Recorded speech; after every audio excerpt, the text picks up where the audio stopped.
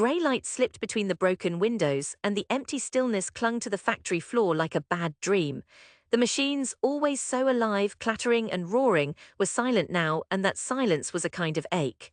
Over by the loading dock, the management stood together, hands shoved into tired pockets, eyes fixed anywhere but on each other. I already knew what that meant. When I walked over, the foreman looked at his boots instead of my face. After years together, it felt like betrayal. "We're done," he finally muttered. Orders dried up. Bill from maintenance scuffed his heel and tried a weak joke, something about panic buyers losing their nerve, but the words fell dead.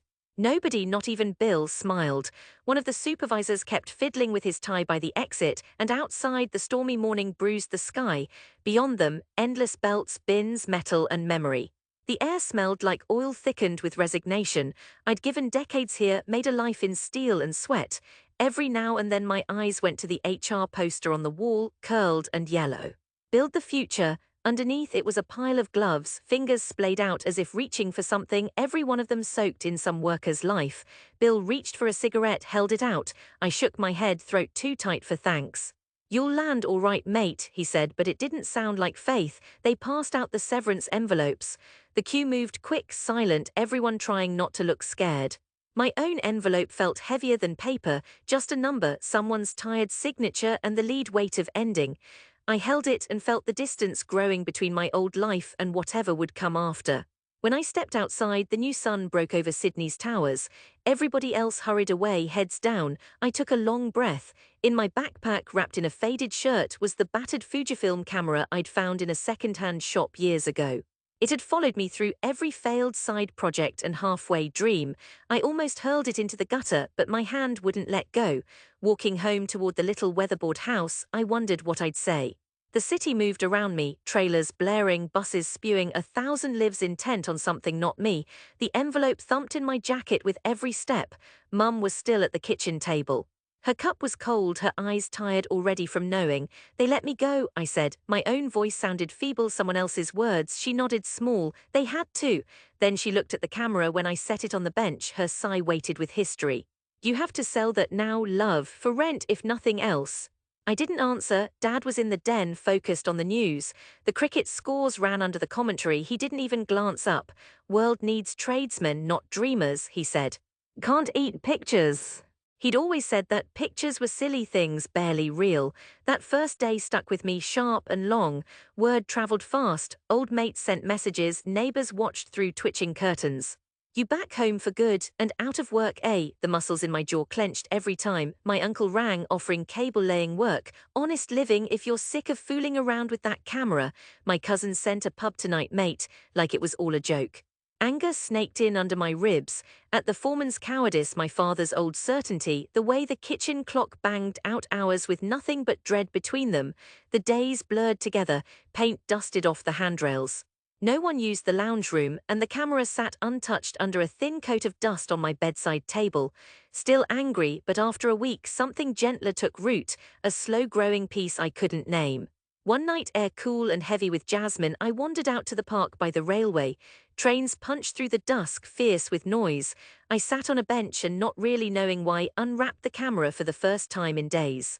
I shot photos, kids skidding on bikes, a couple pressed close by the platform, a fox darting between bins. My muscles remembered the routine better than my head, the city shrinking into manageable lines and shapes. The viewfinder blocked out my thoughts. I only had to see, and for an hour that was everything. At home, Mum was already asleep and Dad had left the telly running too loud. I sat at the kitchen window, flicking through the shots in the blue spill of the screen. Faces, shadows, stray dogs, all caught in that last thin embrace of sunset. The loss was still there, but now it was sharp in a different way. It felt, if not better, at least true. Photography became my lifeline. I didn't show the pictures to anyone nearby. No one cared for portraits of themselves in battered stations or empty streets. I sent them out to websites, tiny magazines, anywhere that would glance my way. Most said nothing. Some sent terse, not for us emails. The air of rejection felt old, familiar, but shooting kept me moving morning after night. I took sunrise photos at the wharves, wandered Chinatown for neon and steam. Looking for proper work in the day, I filled my nights with city light and slow walks. I took shifts waiting tables, unloading groceries, burnt out as a barista within a week. Whatever change I scraped together went on film and train rides. People said plenty. My father's mates sneered at holidays. How's the artist life, mate? The pastor's wife once squeezed Mum's hand and muttered, so creative, but couldn't he find proper work? Even Mum started leaving job ads stuck to my door. Their words clung to me sour as smoke. Anger flickered, but I stopped fighting back. I just stayed away. Skipped birthdays, weddings, neighborhood barbecues. I let my feet carry me, sometimes down to Bondi on cold mornings, sometimes through outer suburbs where only the old shopping trolleys kept watch. One night near Redfern, I spotted a woman feeding a line of feral cats from tiny tins. I lifted the camera. She turned, grinning through bad teeth. Snap me for Vogue, why don't ya? She called. That stuck. Why not try? I sorted through my best shots and, nerves shaking, sent them everywhere. Local rags, zines in faraway cities, contests with fees I could barely afford. Most ignored me. A few asked for things I couldn't give, but after a few weeks a publisher in Berlin wrote with just 3 words, interested, Hyries files. I read it 20 times, my hands tingled from hope and worry. 3 months later the payment hit my account, tiny but real. Mum saw it on the bank statement and shook her head. Still not enough, love. My answer was more hope than certainty. It's a start. Little changes came first. My work appeared in a distant zine, then in a gallery basement out in the suburbs, short-lived but real. The ABC called about a short feature, exhibit invitations followed, Melbourne by winter, then Singapore. I worked whatever jobs filled the gaps, night shifts, moving boxes, living from one freelance gig to the next. My days belonged to the city's quiet grit, its ordinary, twitching life. The old anger faded, never all the way, but into something quiet, watchful. I felt a different kind of peace watching the city change and not hearing my old man mutter waste of time in the other room. Years ticked by. Mum's hair faded out, her movements slower. Dad stopped even bringing up my pictures. Friends drifted away. But sometimes there'd be a message, an invitation, a festival gig, a magazine wanting images. I'd shiver sometimes in the cold, wonder if this was what success actually meant. Not applause, but surviving, moving forward, helping others. 7 years in, I was living in a terrace house near the water, city glitter pressing out to the horizon every night. One morning, out of the blue, an unfamiliar Sydney number called. Hello, is this Chandler? The voice was upbeat, clipped. Maxine from the National Gallery. We'd like you as the opening artist for City Life Unveiled. We want your Redfern series and the Docklands Morning. Will you come? I ran cold, then hot. I saw my father's face, the curled lips of neighbors, my own hands shaking. This was the biggest gallery in the country. Yes, I said, voice barely holding. The news spread in ripples. My inbox overflowed, old schoolmates, strangers, a boss from a years ago job, all writing to say well done. Press pieces appeared, factory lad to headline the NGV, Sydney's overlooked soul seen at last. They shaped my story into something simple, easier than it lived. The formal invitation arrived, gold-etched. My parents told every friend and cousin, uncertain about the details but proud even as they doubted. For days before the show, I slept badly. When the night arrived, I dug out the old suit, held the camera a long minute and walked into the big city heat. Mum fiddled with my tie, hands trembling. Everyone's here tonight, she whispered, even your dad. Please be good. The gallery glowed white and gold, humming with well-dressed guests. My photos hung wide, framed in light. The early shots from the park, the cigarette woman and her cats, faces caught mid-laugh, oil smears glinting pink in morning. My name everywhere. I spotted my parents huddled with neighbors and uncles under the nearest light. My father looked out of place, eyes nervous, shoulders hunched in his old suit. Uncle Mark winked.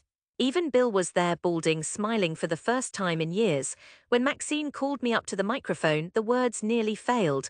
But the crowd waited, managers, old workmates, curious strangers. I straightened, felt every rejection lift from my throat. I'm grateful to be here, I said. I learned to look at the world from the floor of a factory and the edge of a railway.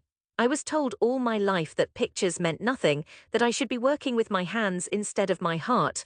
Now those same hands bring Sydney's truth to these walls. Without every bruised street, every stranger willing to share a story, I'd be nowhere. Tonight I belong to my city and it belongs to me. Dad's jaw worked, but he didn't say anything. Afterwards, the director took us to the main gallery. The crowd pressed in, whispering with new respect. My oldest critics stood clutching programs, faces rewritten by the glow. There were photos of our street, the abandoned factory, my father at the kitchen window in morning sun, Bill's laugh immortalized in black and white. People kept throwing dad glances, pointing out the photo. "That's you, Tom, isn't it?" He didn't answer, just pressed in closer, eyes hungry, hands trembling. Uncle Mark leaned on the banister, grinned. "Our neighborhood, eh?" The laughter dulled slow. Even the distant kids, friends who mocked me, stepped forward to see their own faces caught out, reflective, fragile. Guests who'd never set foot in the working suburbs paused, nodding with something like awe. I heard Bill say, "Could have brushed my hair, never thought I'd end up on a wall, mate." I smiled. "You made the wall look good, Bills." He laughed and the sound filled the gallery. My father held himself rigid, staring at his own portrait. For once he looked straight back at me, the tension there but different, a question, an old thing almost let go. Reporters came, asked all about struggle and homecoming.